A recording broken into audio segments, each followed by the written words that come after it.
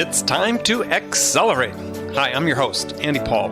Join me as I host conversations with the leading experts in sales, marketing, sales automation, sales process, leadership, management, training, coaching, any resource that I believe to help you accelerate the growth of your sales, your business, and most importantly, you.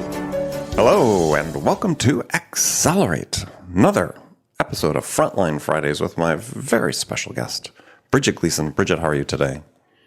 Andy, I am great. And Andy, may I just make a comment that I love your enthusiasm whenever you announce this show. I always listen and think, oh my God, this is so exciting. He's so excited about this. It gets me excited. I am excited. Hopefully everybody that's listening is excited as well.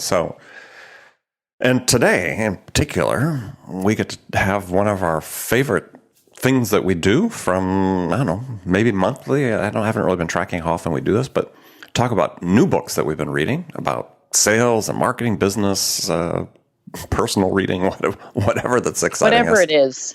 Whatever it is. So I guess I'll lead today. Great. So one new book I've read recently I really enjoyed, and I think for anybody who is in the business of presenting information and communicating with people, so hopefully sales people, marketing people, and it was a book called Draw to Win by Dan Roam, R-O-A-M, who wrote the book Draw to Win. To Win. Okay. Now Dan's New York Times bestseller with, I think, his book Back of the Napkin or something, but his whole thing's about how do you... yeah. I know Back of the Napkin. Okay. Yeah. So how do you use illustration, if you will, drawings, to more effectively communicate your message? And so he was also on the show a few weeks ago. For people listening to this, go back and listen to that episode and my conversation with him. But a great book because he really breaks down, okay, if you want to use drawings effectively, and his whole books, is stick figures. I mean, nothing really. It's not like he's using great art. He's basically like using stick figures and able to describe processes and situations and sort of abstract ideas so clearly, enhancing it using figures. And so he breaks it down into a sort of 6-step recipe about how to effectively do this. And I'm working on my newest book, and I'd love to have some illustrations in there. So I've been practicing my very simple drawing, because he gives you you're not talking about doing artwork. You're talking about doing drawing. So are you going to do the illustrations for your book? I'm going to try. Is that what I'm hearing? Well, I'm going to try. I'm not committing that they're going to make the final cut. Okay. But I've done some already. That's impressive in my mind. But I just read another book from a... May I make one comment on that before you go to the next book? Sure. I was out at a client actually in France 2 weeks ago. I have to remember where I was. And as I've mentioned before, Logs.io it's a very technical product, and it's log management analytics. Mm-hmm. And one of the guys that we met there, we were in a conference room, and he said, "Oh, come over to my office. I want to show you something." And Andy, he had this huge logo representation of his servers and firewalls and connectors and applications, and he had the whole thing laid out. So he didn't have stick figures like Dan did. He did this Lego world and he told us that on the side, he is a Lego consultant for business. And he works with companies to help them map out conflict, model and resolve conflict using Legos. Think about that one. Okay, that's not a book. I love it. But when you're talking about drawings, what immediately came to mind was this Lego world. And it's visualizing. It's visualizing, right? It's the same basic concept. Is how do we get it out of our head into something that is abstract into something that visually is just is a different. We just have a different relationship to it. Yeah, and more compelling. And Dan Rome gives numerous examples about how in his own business, which he has a consulting firm that works for major enterprises, that their conversion rate on the proposals has gone up substantially because of the way they do their presentations and they present the material in their proposals using drawing, and then gives tips about hey, if you're presenting to a customer, what can you do to get them involved, right? He talks about this whole idea of starting a presentation at a whiteboard and then stopping and handing the pen to the customer, let them finish it, right? And then suddenly you're collaborating and co-creating value. And so for people looking for another tool that anybody can use, because he's very clear and gives very, very detailed instructions that really help simplify this idea of how you can become much more effective at drawing. Again, not becoming an artist, but drawing concepts. Yeah, really recommend you pick up that book and read it. It's very inspirational, and I've been using it in other things, but I mean, certainly looking at using my book as well. But yeah, very well done. It sounds like a great book. Yeah, so I really enjoyed the back of the napkin, so I'll make sure to pick that one up too. Okay, cool. So and what I'll have you look read? forward to seeing your stick figures as well. Yeah. Okay. Good. So what have you read recently? Well, I read. I have to think about what's my. I've always got one sort of business book and one fiction that I've got going at the same time. The most recent that I read, sort of business book, was a book by a guy at Google called Search Inside Yourself, The Unexpected Path to Achieving Success, Happiness, and then he has in parentheses world peace. And it's a little bit, in one of our more recent episodes, we were talking about stress and how that affects sales and performance. And I try to balance the very sort of technical books that I read about sales process and structure, and with the ones that are really more the inside game, is what's happening internally, and how do we make sure that we've got conditions for success set up in our own little hardwired brains. And nothing in there he says is new. I mean, this is a class that he started at Google, and then has since open sourced it. But it's again, how do you reduce that stress internally? How do you have a position of like a resting point of abundance and calm, so that you can go and execute on those things that you need to execute on? So I really enjoyed the book. Do you know the author? Chade Meng Tan. Okay. All right. And you said you're reading something fiction as well? Yeah, I'm reading a book. I'll have to. I read on my Kindle, and so it doesn't have. The problem for me with reading on the Kindle is I don't have the book that I see every day. It's not sitting on my shelf, so I don't often remember the titles. But this one it's a book that is set in actually Jerusalem, and because I go back and forth to Israel. And it's just a book about some conflict that was in Jerusalem. I read a lot of nonfiction as well as fiction now about Israel, since I do a lot of going back and forth there. Sure. So it's just sort of I just started it, but nothing that I would recommend or not recommend yet. Okay. All right. Okay, so my turn, huh?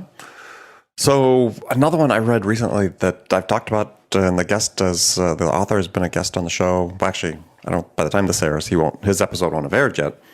Okay. But I urge people to look forward to it. There's a book called Every Data: The Misinformation Hidden in the Little Data You Consume Every Day. The author's name is John H. Johnson. He's an economist. And a great book about how we just don't know how to use statistics and data. And Oh God, yeah. this is a pressing topic for sales because increasingly we have more and more data that's available to us about what's happening within our sales efforts, our marketing efforts. And the author's contention is, and I think that this is borne out by sort of the way we look at some of the metrics and data we use within sales, is that we're misusing it, because and one of his primary themes is that we have this confirmation bias that's working, that we look at the data and use it to suit and justify something we already believe to be true. I agree with that wholeheartedly. I think we do that. Oh, yeah. And on top of which, the other thing, perhaps even more pressing, if you will, as we look forward to how we're using data more effectively in selling, is he says, we confuse correlation with causation. And this is perhaps the biggest thing, right? We see a number and say, okay, well, something saying that this correlates to a higher open rate, let's say, of emails. But we tend to think that's, maybe it's a certain subject line, but we tend to think that that's the cause, where it correlates, but it's not the cause, right? So we're not really getting down to, we understand we have all these correlations in sales, but we have very little knowledge about what's actually causing the underlying cause of what makes something happen.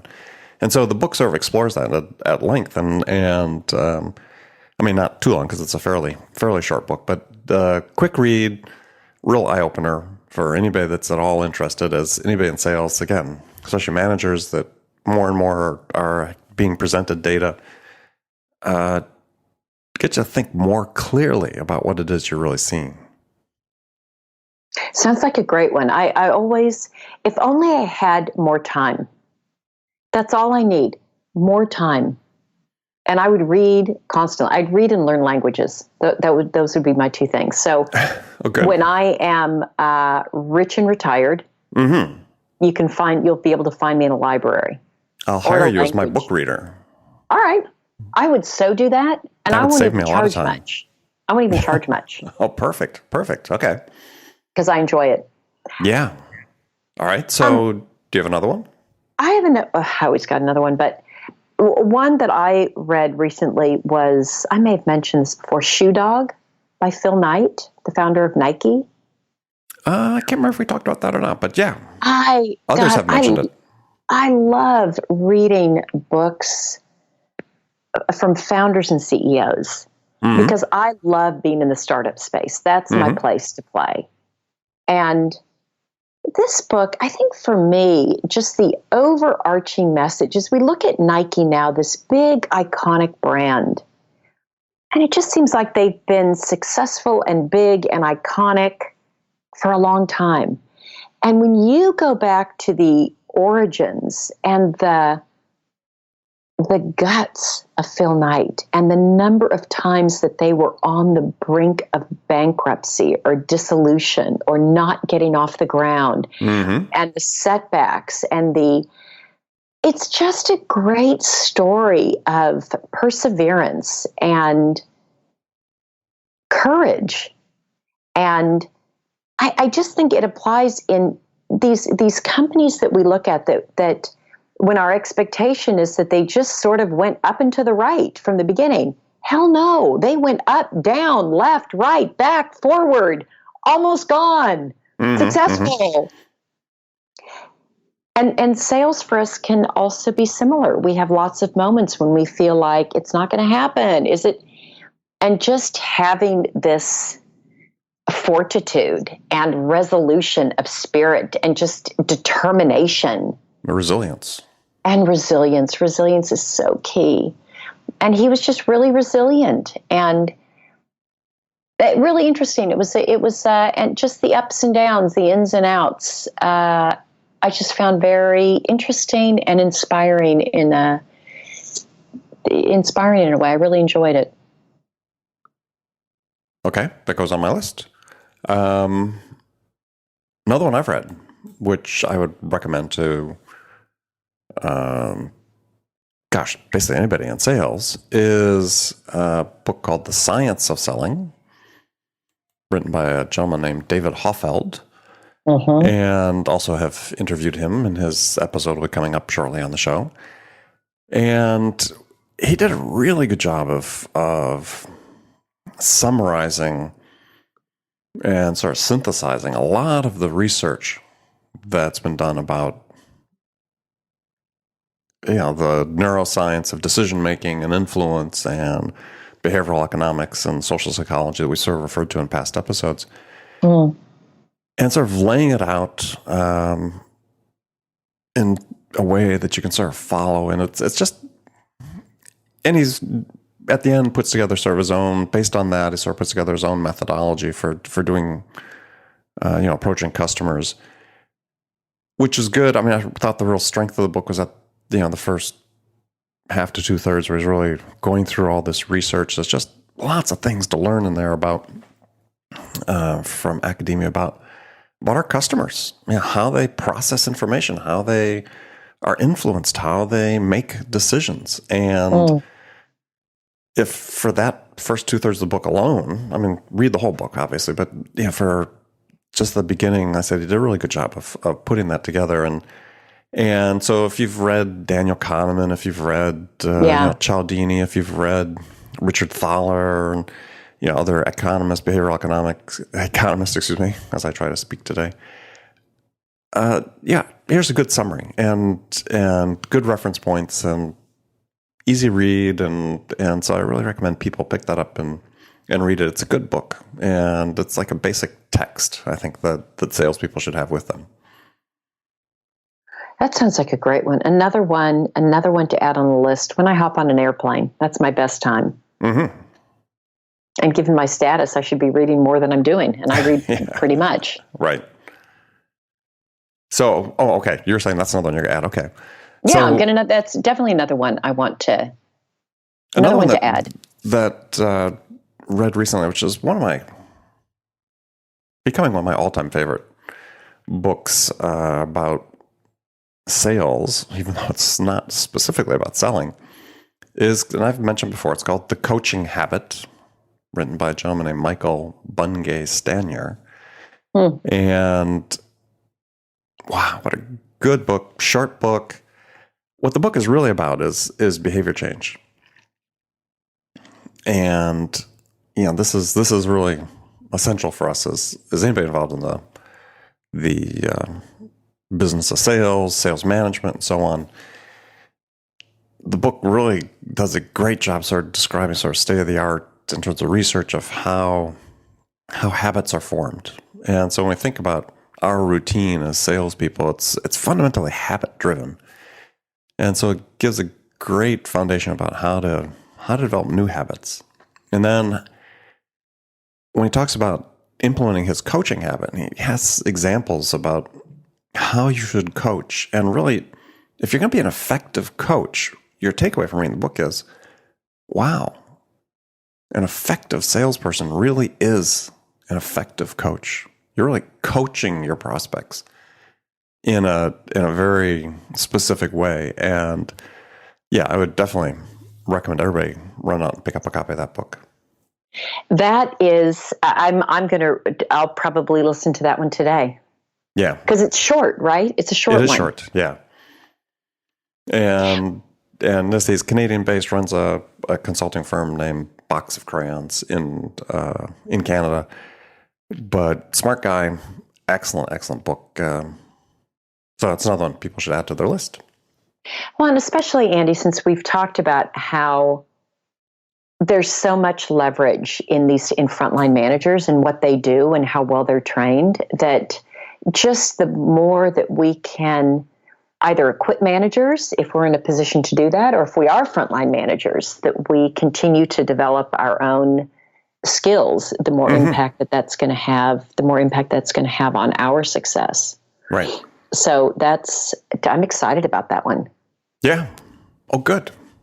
I'm trying to think what else I read recently another book, a short book. A lot of books out there about how to use LinkedIn to sell. And I've had a number of people on the show talking about their books and talking about the work they do, and lots of excellent people talking about it. But I read a book about LinkedIn that came from sort of an unexpected source. So a gentleman named Eric Qualman, who's a very well-known speaker, consultant, primarily on the marketing side, does a lot of work with enterprise, major Fortune 500 type companies. Very interesting guy if you go and look at his website. But he wrote this book about how to sell on LinkedIn, 30 tips in 30 days. Actually, is that a hack? Actually, it's not, and it's Okay. it is checking. good basic behaviors. For those people who've listened to a previous episode where we talk about hacks. Yeah, no, it's talking about just good basic selling behavior, and how you basically implement that and exemplify that through LinkedIn. And really one of the better books on the topic that I've read. Okay, there's. I'd be curious to get that one. I know that more and more people. I mean, we're using it more and more at Logs.io. I've used it in my previous companies, but that's becoming, at least in the U.S. Internationally, LinkedIn is not as big yet, so it's not as powerful of a tool for like my EMEA team, but definitely for the U.S., it's definitely a great tool, and everybody should know how to use that effectively. Yeah, well, this becomes a great book for that. Gosh, I wish I was just sitting here looking at the clock because I know we're going to wrap up here shortly. Now, on the non-business side. Okay, yeah. I think that's a good number of books, by the way. It is. I think that can be an overwhelm for people. But on the non-business side, you were going to say? On the non-business side, last suggestion of the day. Yeah, I love historical fiction. Me too. And so one of my favorite authors is Bernard Cornwell, who's written a number of series about... he wrote a great series I love called the Sharp series about this rifleman in the British Army in the Napoleonic era that basically has all the adventures and over a series of, 15, 20 books, rises up to a higher level. Do you know what's so funny? When you told me it's historical fiction, I was going to ask, is this about war? Is like there a war theme in here? Is this one of the wars that you love to follow? Well, gosh. But anyway, what I was going to say, you'll have to determine is he wrote a 10-book series called the Saxon Tale series about a fictional warrior in 9th century England. And this is all about sort of during the period of King Alfred, and when England was really 3 or 4 different countries at that point in time. That the names don't exist today except for Wales, and basically talking about sort of sets the stage for what ultimately becomes sort of the unification of England, and it's sort of in advance of the Norman conquest. But it I don't know. Yeah, it's kind of bloody, but it's a great sort of multi-generational story that I enjoyed. I'm going to check it out. I don't typically go for the bloody books, even if they're historical fiction. But if it's really well written and I love history, then I'm in. I'm game. I'm going to explore it. Yeah, you should read the first one. I mean, it's to me, he's such a great writer, and gosh, writes, I think, effortlessly, and great detail. Obviously, has a great team of researchers that help him, get everything ready to write. But great plots, easy to good quick reads, and you learn a lot in the process as well. So, which I love. Yeah. All right. So unless you have another one, do you have another one, or are we done? I think that's good for today. I've always got more, but I also want to be mindful of our time today, and also not to overload. True. Not to overload. Yes, the book reports won't be due next week, but we'll let you know. Well, exactly not next week, but the following week. So 4 or 5 books in a couple of weeks. I think that's reasonable. Just turn off the TV. You got plenty of time. That's right. As mom and dad say, turn off that TV. I know, that's horrible. Do we your should homework. Stop this. We should stop this. All right. Well, Bridget, as always, a pleasure to As speak always, with you. Andy, it was great. I look forward to next time. Next week. And friends, thank you again for joining us. Make sure you come back next week, listen to us, or in the meantime, listen to episode of Accelerate during the week, as we've got episodes, 6 days a week. So thanks for joining us. Until next time, good selling, everyone. Have a great week. Thanks for listening to the show. If you like what you heard and want to make sure you don't miss any upcoming episodes, please subscribe to this podcast on iTunes or Stitcher.com. For more information about today's guest, visit my website at andypaul.com.